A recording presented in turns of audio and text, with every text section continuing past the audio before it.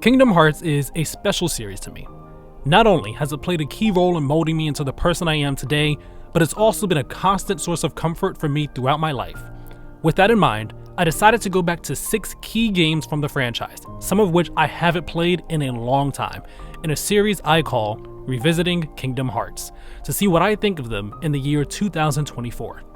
Have my feelings changed about each game over the years?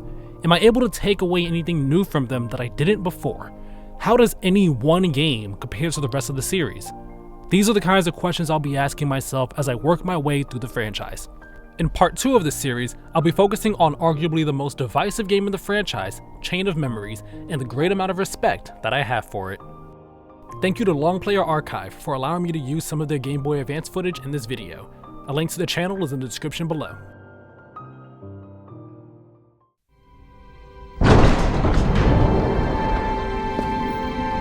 Similar to many others in the Kingdom Hearts community, I'm not a big fan of Chain of Memories. It's my least favorite entry in the series by quite a wide margin if we aren't counting the mobile games. Although I've never finished Chain of Memories, I've always enjoyed the story it tells. On top of being our introduction to series antagonist Organization 13, it put Sora through the ringer emotionally and mentally and was the start of Riku's redemption arc. My strong dislike for Chain of Memories stems from the card-based system that it's structured around, but that wasn't always the case. When Chain of Memories was first released on the Game Boy Advance in 2004, I was a fan of it and thought the way everything revolved around cards was pretty cool. Making my way through worlds with the map cards at my disposal was fun, and the battle system was a unique solution to the problem of bringing Kingdom Hearts combat to a vastly different handheld platform. I got extremely close to finishing the game, but ultimately wasn't able to. So I read up on the story and was satisfied with ending things there. It was an experience that I tended to look back on fondly in the following years, but everything changed when it came to consoles. At first, I was excited to play Chain of Memories on a TV with a controller in hand and experience it in the best way possible. As the quote-unquote game that got away, I saw it as a chance at redemption for my previous failure and was eager to give it a go. The remake looked great, and it was a welcome treat to receive proper cutscenes and voice acting for some of the organization members. But in the years that passed, my tolerance for the battle system significantly plummeted. Card breaks became the bane of my existence, unrelenting boss battles were a chore to deal with, and I had no patience for smart deck building or card usage. On both the PS2 and the PS3, I tapped out sooner than on my first attempt, leaving Chain of Memories unfinished, except this time, I was walking away from it with a sour taste in my mouth and no interest in playing it again. So imagine my surprise when this playthrough ended up going much better than either of my prior attempts with the remake. To be clear, I still haven't finished Chain of Memories, and I don't think I ever will.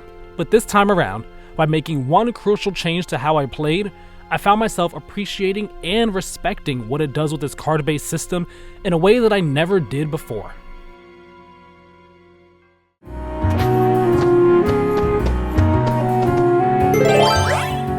Unlike just about every other game in the Kingdom Hearts series, Chain of Memories demands that you carefully think things through before you act.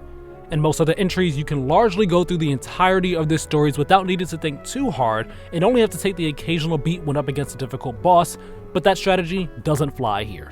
Every single aspect of Chain of Memories forces you to seriously weigh the pros and cons of your decisions, lest you end up regretting them. In other words, you need to properly plan and strategize.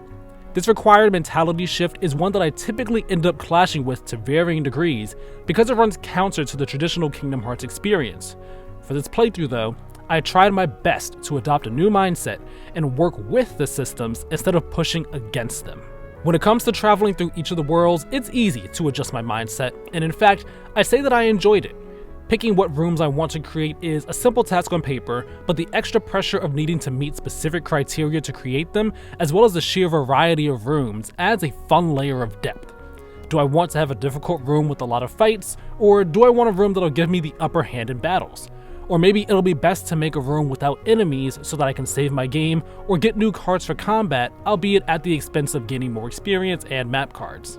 Creating rooms was something I always liked about Chain of Memories, but I found myself enjoying it more this time because I could appreciate the amount of smart planning it involved. The back and forth I found myself constantly doing in my head as I took my time working out the best map card to use at any given point was always engaging and just as rewarding. Building my deck of cards was something that I was heavily invested in when I first played on the GBA, but I didn't have a proper grasp on it. I made multiple decks to switch between, but I never fully thought out how I built them.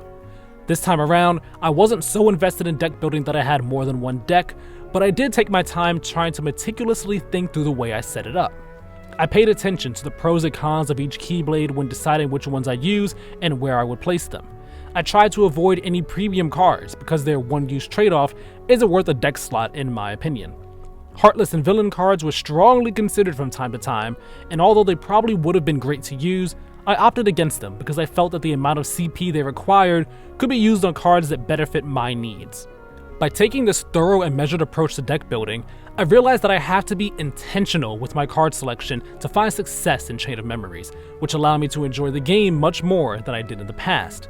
I know I missed out on great creative opportunities by not fully digging into deck building this playthrough, but now I can fully see the deeper potential that the system holds and appreciate what it offers. It's also fun taking this meticulous approach when leveling up. You have to choose between either increasing your health, increasing your deck capacity, or learning a new slate. Since you can only pick one, you have to think about what matters to you more and how it'll affect you going forward. I would typically rotate between each choice as I gain new levels, but after a certain point, I stopped worrying about slates since I didn't use them and was constantly torn between getting more health or more CP for my deck. With each new level, I would take an extended moment to think about what I needed immediately and what I needed for the future. The weight behind this choice made the mental back and forth just as enjoyable as the one I would do when picking map cards or building my deck. As fun as these elements are, the one area where I continue to clash with the more methodical approach that Chain of Memories asks of you is in combat.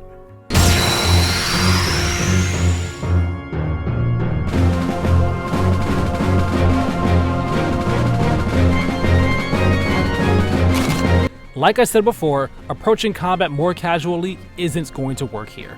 You have to actively think about a variety of things during fights. What enemies are you fighting and what are the values of their cards? How often will you have to do a full deck restore? How will you use the friend cards that appear during battle? There's also the factor of slates that needs to be considered since the first card used in a slate can't be used again for the rest of a fight. It's a lot to consider, and although I'm not the biggest fan of these elements of combat, I do have times where I enjoy managing them. The battle system is wildly different from traditional Kingdom Hearts combat, but it tries to channel its essence here, and in the moments where it clicks, combat can be fun. Getting through fights easily and efficiently using my cards against tough groups of enemies can bring about a sense of pride and satisfaction that's akin to how I would feel when taking on groups of enemies in the first game. In these moments, I would feel like I had a solid grasp of combat and could take on anything thrown at me. My biggest issue, and what brings the whole combat system crumbling down for me, is card breaks. Card breaks are the worst because there's nothing more frustrating than going to do an attack only to have it instantly cancelled out by an opponent's card, since every move counts in Chain of Memories. A cancelled attack is one less hit you're able to get off. A cancelled heal is the difference between life and death. Making slates out of your cards increases your chances of them being used, but even they can still be cancelled out with a simple 0 card, putting 3 of your cards to waste in one fell swoop. Once you're out of cards, you have to restore your deck, and the amount of time it takes to do this increases with each restore, which leaves you vulnerable for an extended period, so you don't want any cards to be wasted. This becomes even more of a problem during boss fights, since not only do they have their quirks to make them more challenging, but they also tend to have stronger cards than normal Heartless and larger decks to pull from, so their attacks are liable to break your cards with much more frequency. This is especially true during boss fights in the halls of Castle Oblivion, as Riku and the different organization members don't hold back in their respective fights. They're constantly throwing out attacks and making slates in a seemingly endless manner, making it difficult to get in hits of your own. The strategy that I ended up adopting during these fights was to only attack when I had the chance to perform a card break, and then try to burn through slates when they were close to death to finish them with ease. It was a sound strategy for the most part, but it resulted in fights that were painfully frustrating and tedious to get through. Although this is mainly an issue for me in the boss fights, it gets to the root of my problem with combat in Chain of Memories. No matter how patient I am in fights, no matter how clever I feel when I methodically take out enemies and make slates in creative ways, at its core, the card-based battle system is just not fun to me. I want to be able to do whatever move I want when I want, and not be held back by the limits of my deck or a system that punishes me because an enemy used a card with the same value as mine. I don't want to be forced to take things slower in most fights to progress through the story. The battle system is just a nuisance that constantly gets in the way of me enjoying the game to the fullest, and any moments of enjoyment that I get from combat simply aren't worth the frustration that it brings. It's a shame that I feel this way about the combat in Chain of Memories, because I honestly don't believe it's a bad system, and I understand why people enjoy it. It's just the only thing keeping me from ever seeing the story through to completion. When not retreading Disney World, it tells one of the better stories in the series. Sora faces one of his hardest struggles as he's manipulated by the organization and forgets the people he holds dear to him. Meanwhile, Riku battles with his inner darkness as he tries to atone for what he did in the first game. The central theme of memories and never truly forgetting the people and things that matter to us most is also something that resonates with me today in ways that it never could have before. The narrative has some truly great stuff here, but it's unfortunately held captive by a battle system that works for others, just not for me. Chain of Memories might be my least favorite Kingdom Hearts game because of its combat, but upon reflection, it's the game that I respect the most. In my opinion, it's the biggest risk the series has taken to date. Even if it's not quite my cup of tea, I commend the team at Square Enix for daring to be bold and shuffle the deck by creating something unique with the card system for a completely different platform, all while trying to retain the essence of the Kingdom Hearts experience.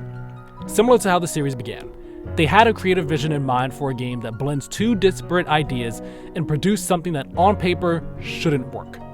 Chain of Memories might be a mixed bag of an experience, but it's truly one of a kind.